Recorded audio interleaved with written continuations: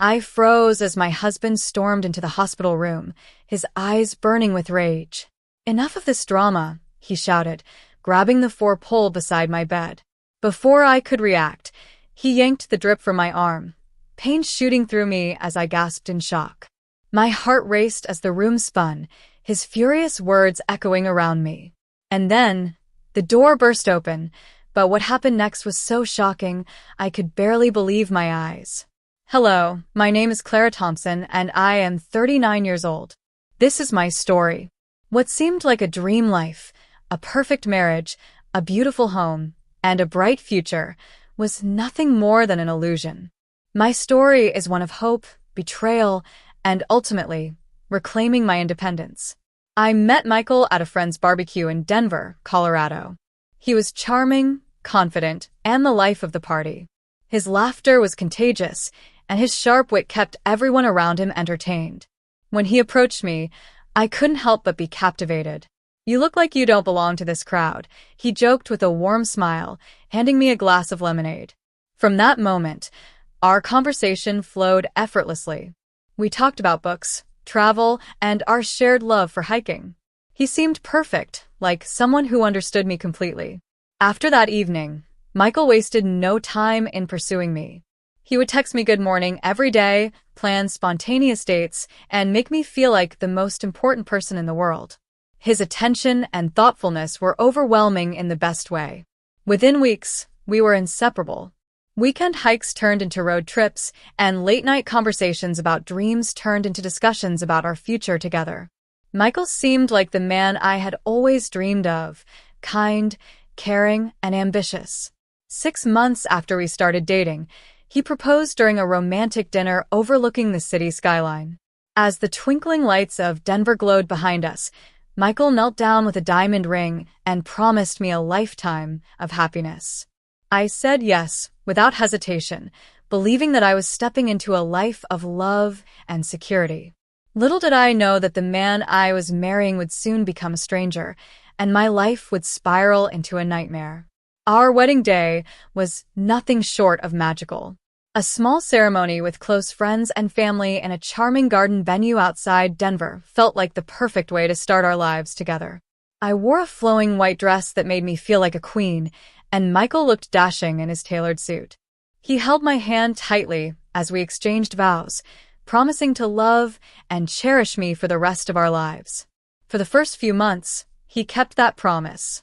We moved into a lovely home in the suburbs, and I left my job at a publishing company to focus on building the life Michael had envisioned for us. At his insistence, I became a full-time homemaker. "I'll take care of everything," he said with a reassuring smile. "You just focus on making our home perfect." At first, I enjoyed it. I poured my energy into decorating, cooking elaborate meals, and creating a warm and welcoming space for us. Michael seemed to appreciate my efforts, showering me with compliments and surprising me with little gifts. I thought I had married the perfect man. But as time went on, things began to change. Michael's warmth and affection slowly faded. Compliments were replaced with criticisms, and his once kind words turned sharp and hurtful. "Why is there dust on the shelves?" he would snap. "What do you even do all day?" I tried harder, thinking I wasn't doing enough. I scrubbed the floors until my hands ached, made gourmet meals every evening, and ensured the house was spotless. But no matter what I did, it was never enough for Michael. His disapproval extended beyond household chores. If I spoke up or expressed my feelings, he dismissed me with cutting remarks. "You're overreacting, Clara. Stop being so dramatic." The man who once adored me had turned into someone I barely recognized, a man who saw me as nothing more than a servant in my own home. And yet, I stayed, clinging to the hope that the man I had fallen in love with was still somewhere inside him. It started as a faint redness on my cheek. Nothing alarming, or so I thought. I assumed it was a reaction to a new skincare product. Over the next few days, however, the redness worsened. Tiny blisters began to form, spreading across my face. They were itchy, painful, and impossible to hide. At first, I tried to manage it on my own. I avoided going out, hoping it would clear up on its own. but the blisters grew larger, and my face became swollen and inflamed. The pain was unbearable, and even touching my face felt like being pricked with needles. When Michael noticed, he recoiled in disgust. "What's wrong with you?" he asked, his tone as cold as ever. "I think I need to see a doctor," I replied, trying to stay calm. "Do you think money grows on trees, Clara?" he snapped. "It's probably just something you did to yourself. Stop overreacting." His refusal to help was a blow, but I knew I couldn't wait any longer. I called my parents, Eleanor and Thomas, and they arrived the next morning.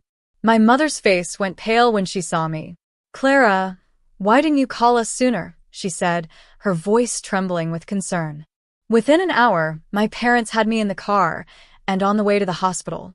The doctor examined me, and after a series of tests, he explained that I had a severe skin infection that required immediate treatment. If left unchecked, it could spread to other parts of my body or even become life-threatening. Hearing this, my mother squeezed my hand tightly, tears welling in her eyes. "We'll take care of you," she said. I was admitted to the hospital that same day. The doctor started me on 4 antibiotics and prescribed several treatments to reduce the swelling and heal the blisters. My parents stayed by my side, visiting me every day, while Michael remained conspicuously absent. Each time the hospital room door opened, I hoped it would be him, but it never was. Days passed, and I began to accept that he wasn't coming. I tried to focus on my recovery, but a small part of me still hoped that the man I married would show some concern. That hope would soon shatter completely. It was the 6th day of my hospital stay when Michael finally appeared. I was lying in bed, staring out the window, when the door opened abruptly. He walked in, his face a mixture of irritation and contempt. "Clara, this has gone on long enough," he said, his voice sharp and dismissive. I blinked in surprise, struggling to sit up. "Michael, what are you talking about?" "This," he gestured to the 4 attached to my arm and the machines monitoring my condition. "This whole drama. Do you have any idea how much this is costing? I'm not made of money, Clara." I stared at him in disbelief.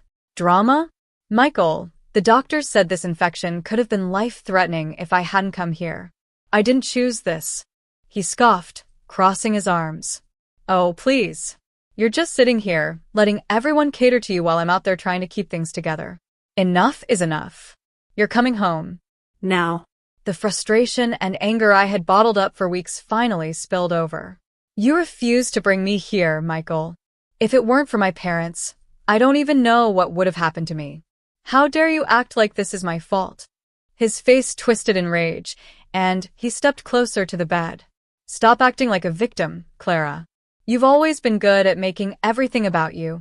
Before I could respond, he grabbed the 4-pole next to my bed and yanked the line attached to my arm.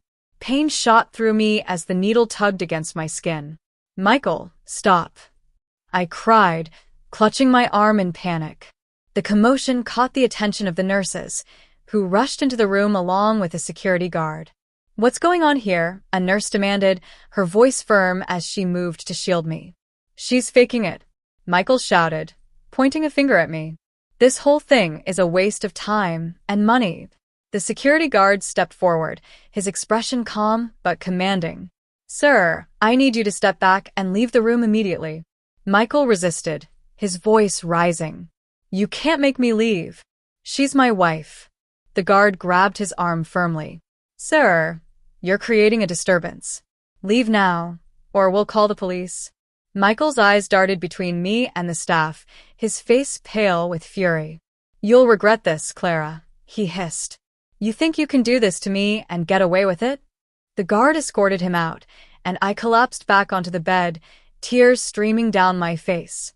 The nurse checked the 4-line, ensuring it was still in place, and gave me a reassuring squeeze on the shoulder.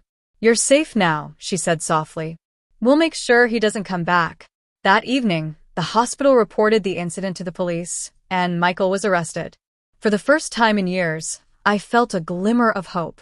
The day after Michael was arrested, my parents and I sat down with a lawyer, Victoria Harper. She was a sharp and empathetic woman who immediately put me at ease.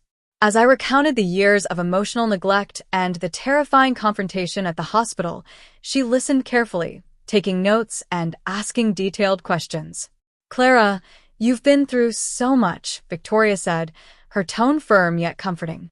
"But you've done the right thing by speaking up. We have more than enough to hold Michael accountable, both criminally and in family court." Victoria explained that Michael's actions in the hospital constituted not only domestic violence, but also reckless endangerment of my health. She assured me that the hospital staff's testimony, along with the security footage, would make a strong case. She also encouraged me to file for divorce and press for financial restitution. With her help, we began gathering evidence. The hospital nurse and security guard provided detailed statements, recounting Michael's violent outburst and his attempt to pull out my four. The hospital's security footage captured the entire confrontation, leaving no room for doubt. Additionally, my medical records documented my severe condition and the harm caused by Michael's actions. Victoria also advised me to save any communication from Michael, including the voicemails he left after his arrest. Some were full of empty apologies, but others were thinly veiled threats. "You'll regret this, Clara. Don't think you can get away with ruining my life." I handed everything over to Victoria, trusting her to handle the legal proceedings while I focused on my recovery. The courtroom was intimidating, but I walked in with my parents by my side, feeling a newfound sense of determination. Victoria presented a compelling case, beginning with the hospital incident. The nurse and security guard testified, describing how Michael had shouted at me and tried to remove my four. The security footage was played in court, showing the extent of his aggression. Victoria then introduced my medical records, emphasizing how critical my condition was and how Michael's actions could have jeopardized my life further. Michael's lawyer attempted to downplay his behavior, calling it a moment of frustration. But Victoria didn't let that argument stand. "This isn't about one outburst," she argued passionately. "This is about a pattern of control, neglect, and abuse that Clara has endured for years." Michael's actions were deliberate, reckless, and dangerous. When Michael took the stand, he tried to shift the blame onto me, accusing me of exaggerating my illness and creating unnecessary drama. But his excuses fell apart under Victoria's relentless cross-examination. Piece by piece, she dismantled his defense, exposing his selfishness and cruelty for everyone to see. After hours of testimony, the judge delivered the verdict. Michael was found guilty of domestic violence and endangerment. He was sentenced to 1 year in prison and ordered to pay all my medical expenses. The divorce proceedings were equally in my favor. The court granted me a clean break from Michael, and I walked away with my dignity intact. The moment the judge finalized the divorce, I felt an overwhelming sense of relief. I had spent years feeling trapped, but now I was free to start over. After the court case and divorce were finalized, I moved back into my parents' home. It wasn't easy starting over, but I knew this was my chance to rebuild the life I had lost. My parents were a constant source of support, encouraging me to focus on my recovery and reminding me every day of my strength. Physically, I was improving. The treatments had worked, and the blisters on my face were healing. Although scars remained, I began to see them not as imperfections, but as reminders of my resilience. With each passing day, I grew stronger, both in body and spirit. Emotionally, the journey was harder. Years of neglect and abuse had taken their toll on my confidence, but I wasn't going to let Michael's cruelty define me. I started therapy to process everything I had been through. My therapist helped me see that none of it had been my fault and that I deserved the peace and happiness I had long been denied.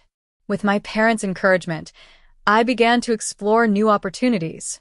I found a part-time job at a local bookstore, a quiet and comforting place where I could ease back into the workforce.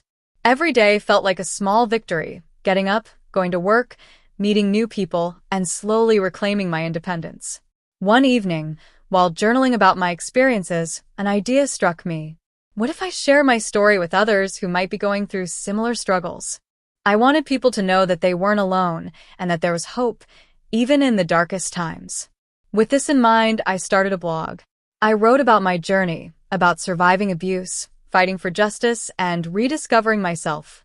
To my surprise, the response was overwhelming.